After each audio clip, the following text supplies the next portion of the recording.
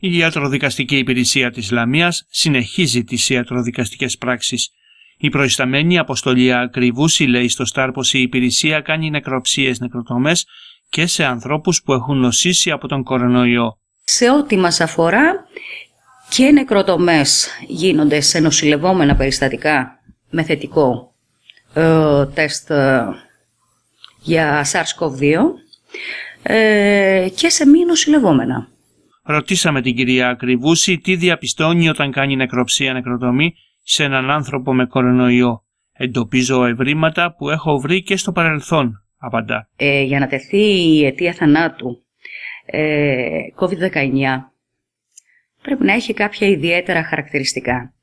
Αφενός, αφετέρου, τα νεκροτομικά ευρήματα σε όλες τις νεκροτομές που έχουν σχέση είτε με νοσηλευόμενα περιστατικά είτε μη νοσηλευόμενα αλλά θετικά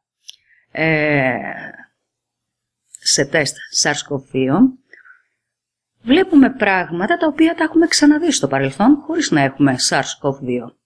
Όπως επισημαίνει η κυρία Ακριβούση, μέχρι στιγμής δεν έχει δημοσιευθεί το γονιδίωμα του κορονοϊού. Μάλιστα, αν και έχει αποστείλει σχετικά ερωτήματα στους αρμόδιους, δεν έχει πάρει απάντηση.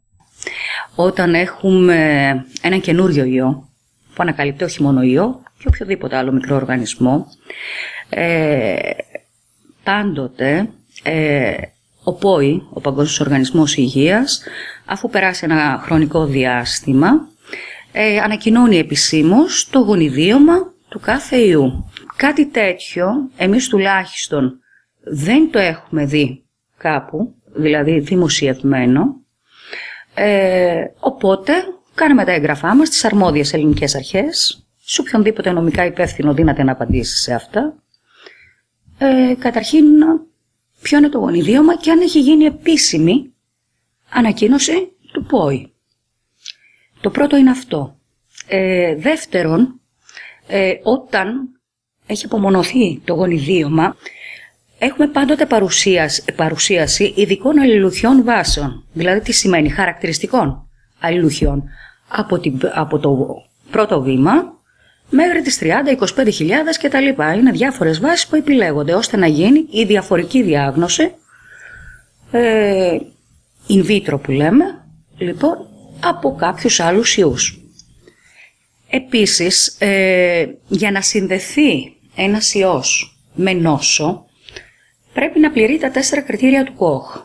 Είναι ικανή και αναγκαία συνθήκη στην ιατρική και έτσι ορίζουν και τα διεθνή πρωτόκολλα. Κάτι τέτοιο, εμείς τουλάχιστον δημοσιευμένο, ανακοινωμένο, δεν το έχουμε δει. Οπότε επίσης ζητήσαμε και γι' αυτό διευκρινήσεις. Όπως ζητήσαμε διευκρινήσεις, πρέπει να ξέρουμε στις τομές, δηλαδή των οργάνων, των σπλάχνων που λέμε, στον πνεύμονα ας πούμε. Τι εικόνα έχουμε στο ηλεκτρονικό μικροσκόπιο, παράδειγμα. Στο ύπαρ, στον εγκέφαλο. Δεν είναι τόσο απλά, δηλαδή για να πεις ότι κάποιος πεθαίνει από φυματίωση, για να πεις ότι πεθαίνει από Κρόιτσφελ-Γιάκοψ. Μιλάω για περιστατικά που έχουν νεκροτομήσει. Έτσι.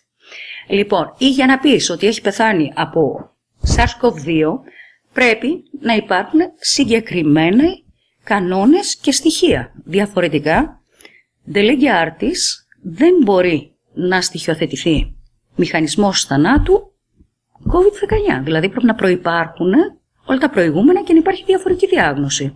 Δεν σημαίνει ότι επειδή είναι θετικό ένα τεστ PCR, ότι είναι και τελικά ότι πεθαίνει κιόλας, και μάλιστα πολλές φορές δημιουργούνται και άλλα ερωτήματα, αλλά αυτό δεν είναι για δημόσιο διάλογο, είναι για επιστημονικό διάλογο.